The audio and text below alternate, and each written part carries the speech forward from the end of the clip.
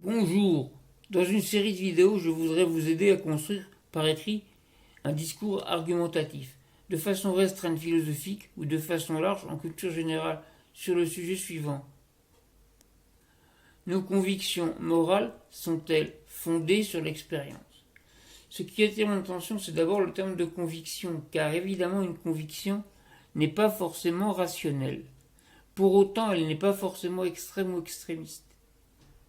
Il s'agit de convictions ici sur le bien et le mal, j'en ai comme vous.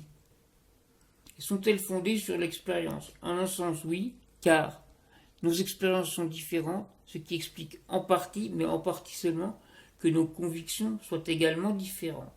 Pour autant, je ne peux pas aller du côté d'un relativisme total, qui permettrait de dire que tout se vaut, car toutes les convictions ne se valent pas.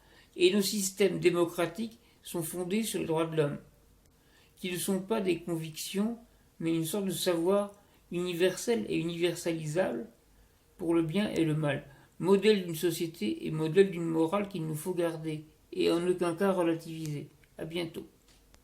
Bonjour, comment peut-on construire un écrit argumentatif? En partant d'un sujet, je vais vous montrer comment on peut construire un plan. Le sujet est le suivant pour aujourd'hui. Nos actions morales sont-elles fondées sur l'expérience? Pardon, nos convictions morales.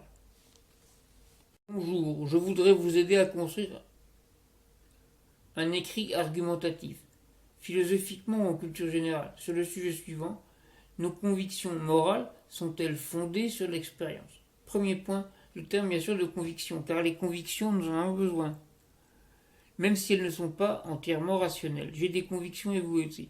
Sont-elles fondées sur l'expérience? Avec le terme fondé ici qui est l'air fort.